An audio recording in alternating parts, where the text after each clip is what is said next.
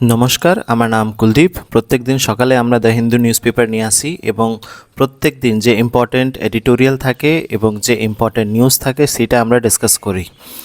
তো এইটা হচ্ছে আজকের দ্য হিন্দু এডিটোরিয়াল, যেখানে বলা হচ্ছে যে ভার্চুয়াল ডিজিটাল অ্যাসেট।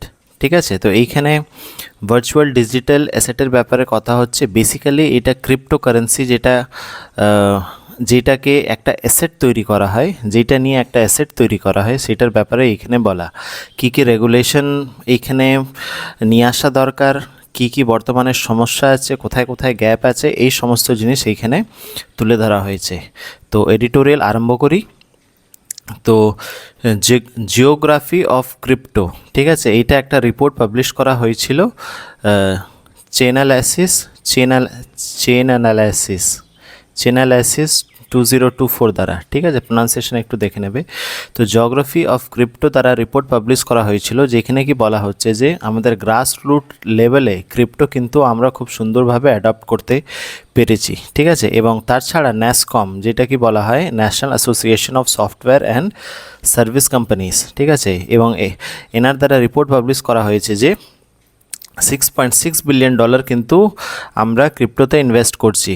কিসের জন্য? ভার্চুয়াল ডিজিটাল অ্যাসেট ক্রিয়েট করার জন্য। ঠিক আছে, ভার্চুয়াল ডিজিটাল অ্যাসেট আমরা ক্রিয়েট করার জন্য, যেটাকে শর্টে আমরা ভিডিএ বলি।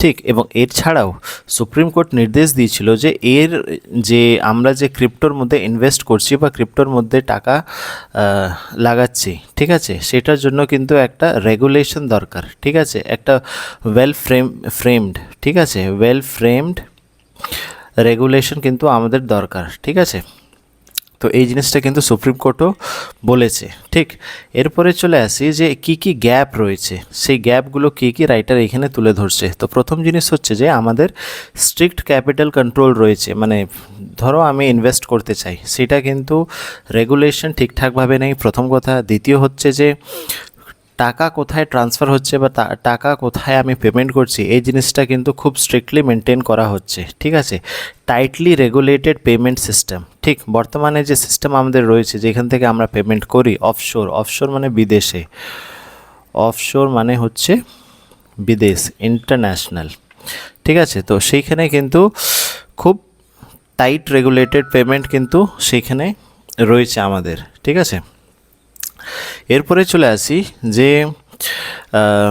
এমন নয় যে কোনো রেগুলেশন মানে কোনো কিছু করা হয়নি, করা হয়েছে। 2022 সালে কিন্তু দুটো ট্যাক্স পলিসিস কিন্তু নিয়ে আসা হয়েছে। ঠিক আছে, দুটো ট্যাক্স পলিসিস নিয়ে আসা হয়েছে, যে যারা এই জিনিসগুলোতে ইনভেস্ট করছে, ঠিক আছে, তাদেরকে কিছু ট্যাক্স দিতে হবে। ঠিক, তো এটা বেসিক্যালি কি করা, মানে এই যে ট্যাক্স যে পলিসিস নিয়ে আসা হচ্ছে, এটা বেসিক্যালি টু এনহ্যান্স ট্রান্সপারেন্সি। ঠিক আছে, আমি টাকা কোথায় দিচ্ছি, কাকে দিচ্ছি, ঠিক আছে, কোথায় ইনভেস্ট করছি, কোন ক্রিপ্টোতে ইনভেস্ট করছি, সমস্ত জিনিস কিন্তু ট্রান্সপারেন্টভাবে রাখা। ঠিক আছে, স্বচ্ছভাবে কিন্তু এইখানে রাখা, এর জন্যেই এই দুটো পলিসিসটা নিয়ে আসা হয়েছিল। অ্যান্ড কার্ভ স্পেকুলেশনস দের এফেক্টিভনেস হ্যাজ বিন লিমিটেড। ঠিক আছে, যেহেতু এটা নিয়ে আসা হয়েছিল, তার এফেক্টিভনেস কিন্তু খুব একটা নয়, মানে ওইটা যে পুরোপুরি জিনিসটাকে কন্ট্রোল করবে সেরকম নয়। ঠিক আছে, কিছু জিনিসটা কন্ট্রোল করার মতন, মানে কিছু জিনিসটা ট্রান্সপারেন্ট করার মতন, সেইটুকুই। ঠিক আছে, এই মানে পুরো হোলিস্টিক, ঠিক আছে, কম্প্রিহেন্সিভ হোলিস্টিক কোনো রেগুলেশন বর্তমানে নেই। ঠিক, এইখানে কিছুটা ডেটা রাইটার তুলে ধরছে যে জুলাই 2022 থেকে ডিসেম্বর 2023 অবধি ইন্ডিয়ান, ঠিক আছে, আমরা কিন্তু 1.03 ট্রিলিয়ন রুপিস কিন্তু ভার্চুয়াল ডিজিটাল অ্যাসেট ক্রিয়েট করার জন্য আমরা ভার্চুয়াল ডিজিটাল অ্যাসেট আমরা কিন্তু ক্রিয়েট করেছি। ঠিক আছে, মানে ইনভেস্ট করেছি বেসিক্যালি এইখানে বলা হচ্ছে, এবং তার মধ্যে 1.12 ট্রিলিয়ন রুপিস, ঠিক আছে, দেখে নেবে রুপিস, সেটা কিন্তু ডোমেস্টিক, মানে আমরা শুধু ভারতের যে টেরিটরি রয়েছে, ঠিক আছে, ভারতবর্ষের মধ্যেই কিন্তু আমরা সেটাকে ইনভেস্ট করেছি। ঠিক, তো এইখানে দুটো জিনিস বলা হচ্ছে, একটা আমরা অফশোর ইনভেস্ট করছি আর একটা হচ্ছে আমরা অনশোর। ঠিক আছে, অফশোর মানে ইন্টারন্যাশনাল মার্কেট এবং অনশোর মানে ডোমেস্টিক মার্কেট। ঠিক আছে, এবং এইখানে ওই যে অফশোর কথা বলছিলাম যে 2.63 ট্রিলিয়ন রুপিস কিন্তু আমরা অফশোর মার্কেটে আমরা ইনভেস্ট করেছি। ঠিক আছে, তো বেশিরভাগ সময় দেখা যায় এই যে ইনভেস্টমেন্টগুলো হচ্ছে, এই যে মানুষ জিনিস এই যে ক্রিপ্টো কিনছে, ঠিক আছে, ক্রিপ্টো কারেন্সিস কিনছে। এবার অনেকজনের মনে প্রশ্ন উঠবে যে ক্রিপ্টো কারেন্সিটা কি? ক্রিপ্টো কারেন্সিটা হচ্ছে এক ধরনের কারেন্সি যেটাকে আমরা নানা রকম জায়গায় কিন্তু ব্যবহার করতে পারি। যেভাবে ধরে নাও রুপিস আমাদের একটা কারেন্সি, ঠিক আছে, সেইভাবে কিন্তু ক্রিপ্টো এক ধরনের কারেন্সি যেটা কি আমরা জিনিস কেনা বেচাতে যেখানে যেখানে সেটা নেয়, মানে যারা যারা ব্যবহার করে, ঠিক আছে, সেখানে কিন্তু আমরা সেটা ব্যবহার করতে পারি। ঠিক তবে এই সব জিনিস কেনা বা বেচার সময়, ঠিক আছে, বেশিরভাগ সময় মানুষ কি করে, ভিপিএন ইউজ করে। আমরা মোবাইলে অনেক সময় শুনে থাকি VPN. What is VPN? VPN হচ্ছে ভার্চুয়াল প্রাইভেট নেটওয়ার্ক। ঠিক আছে, এবং সেইটা ব্যবহার করেও কিন্তু আমরা এই ক্রিপ্টো কারেন্সি কেনা বেচা করছি, ঠিক আছে, বা ডিজিটাল অ্যাসেট ক্রিয়েট করছি। ঠিক, এবার চলে আসি রাইটার এখানে কি বলতে চাইছে, ভিএএসপি, ঠিক আছে, ভার্চুয়াল অ্যাসেট সার্ভিস প্রোভাইডার। তাহলে এরা কারা কারা রয়েছে? এরা বেসিক্যালি ইন্টারন্যাশনাল বডি। কারা কারা? ইন্টারন্যাশনাল মনিটারি ফান্ড, ঠিক আছে, financial stability board and financial action task force, যেটাকে আমরা FATFও বলি, FATF। ঠিক আছে, তো এদের দ্বারা কিন্তু এটা রেগুলেট করার কথা বলা হচ্ছে, কিন্তু যেটা খুবই ইম্পর্টেন্ট যে এখন অবধি কিন্তু সেই প্রসেসটা আন্ডারওয়েতে রয়েছে, মানে একটা হোলিস্টিক রেগুলেশন কিন্তু নেই। ঠিক আছে, একটা হোলিস্টিক রেগুলেশন যে থাকা উচিত ক্রিপ্টোকারেন্সি মেনটেন করার জন্য ইন্টারন্যাশনালি, ঠিক আছে, বর্তমানে কিন্তু সেটা নেই। এবং ডোমেস্টিকও যে রেগুলেশন থাকা উচিত, ঠিক আছে, সেটাও কিন্তু ঠিকঠাকভাবে নেই।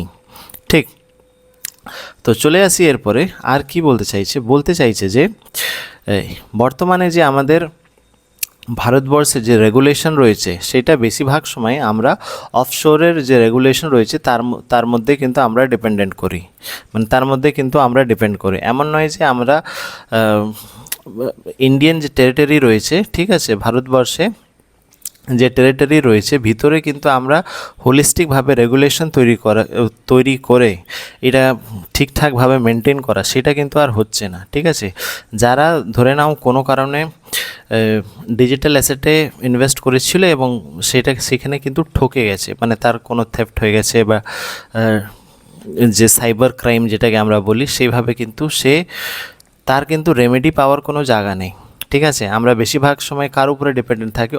অফশোর মানে ইন্টারন্যাশনালি আমরা কিন্তু ডিপেন্ডেন্ট থাকি। ঠিক আছে, মানে কিসের মধ্যে? ক্রিপ্টোকারেন্সি মনিটরিংয়ের মধ্যে। ঠিক আছে, এবং এমন নয় যে আমরা সবসময় কিন্তু বাইরের দিকে ডিপেন্ডেন্ট থাকি, আমরা চেষ্টা করছি যে ঠিকঠাকভাবে এটাকে মেনটেন করতে পারি। ঠিক আছে, তো এইখানে বলা হচ্ছে যে আমরা FATF দ্বারা, যেটাকে বললাম ফিনান্সিয়াল অ্যাকশন টাস্ক ফোর্স দ্বারা যে মানি লন্ডারিং হয়, ঠিক আছে, এবং কাউন্টার টেরর ফিন্যান্সিং, এই দুটো জিনিসের উপরে কিন্তু আমরা ফোকাস করেছি এবং ফোকাস করার ফলে এই জিনিসটা কন্ট্রোল করার FATF দ্বারা কিন্তু আমাদের চেষ্টা থাকছে এবং সেটাকে আমরা স্ট্রেংথেন করছি। ঠিক আছে, তো এটা হলো ব্যাপার।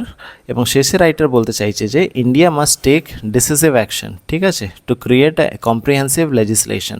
তো এই ক্রিপ্টোকারেন্সির উপরে কিন্তু নিয়ম থাকা দরকার, ঠিক আছে, এবং তার নিয়ম তৈরি করা দরকার, that the crypto industry requires while mitigating associated risk, মানে ক্রিপ্টোকারেন্সি থেকে যে অ্যাসোসিয়েটেড রিস্কগুলো রয়েছে সেটাকে আমরা ঠিকঠাকভাবে ট্যাকেল করতে পারবো। তো বর্তমানে যা সমস্যা হচ্ছে যে আমাদের ক্রিপ্টোকারেন্সি, আমরা নানা রকমভাবে ক্রিপ্টোকারেন্সিতে ইনভেস্ট করছি এবং এইটা দেখা যাচ্ছে যে সেটাকে রেগুলেট করার জন্য কিন্তু আমাদের কাছে ঠিকঠাক লেজিসলেশন নেই, ঠিকঠাক রুলস নেই। তো রাইটার এই কথাটা কিন্তু তুলে ধরছে। ঠিক আছে, তো আজকে এডিটোরিয়ালে এটাই ইম্পর্টেন্ট মনে হলো আমার। এছাড়া আমরা প্রথম পেজে দেখে নেব। ঠিক আছে, প্রথম পেজে হচ্ছে rain batters north east India lakhs affected. ঠিক আছে, তো নর্থ ইস্টে এই গত 2-3 দিন ধরে কিন্তু খুবই বর্ষা হয়েছে এবং তার জন্য কিন্তু অনেক ফ্যামিলি এফেক্ট হয়েছে, যেখানে কি মণিপুর, মিজোরাম, ঠিক আছে, আসাম, এই জায়গাগুলোতে কিন্তু ভারী সংখ্যক লোকরা এফেক্ট হয়েছে এবং সিকিম। ঠিক আছে, তো এটা হলো নিউজের এরপরে চলে আসি ইউক্রেন রাশিয়া ওয়ার এখনও চলছে, ঠিক আছে। তো এইখানে একটা ছোট জিনিস, ছোট মানে Ukraine drone attack has destroyed more than 40 Russian planes, ঠিক আছে। একটা ইউক্রেন ড্রোন 40খানা কিন্তু রাশিয়ান প্লেন ডিস্ট্রয় করে দিয়েছে, এটা নিউজে আসা, ঠিক আছে। এবার প্রত্যেক দিন দেখো, মানে প্রত্যেক দিনের নিউজ ইম্পর্ট্যান্ট থাকে না, যেটুকু থাকে সেটুকুই আমরা ডিসকাস করি। ভিডিওটা জেনে বুঝে লম্বা করাটাও আমার মানে উদ্দেশ্য না, যেটুকু দরকার সেটুকুই ভিডিও করা।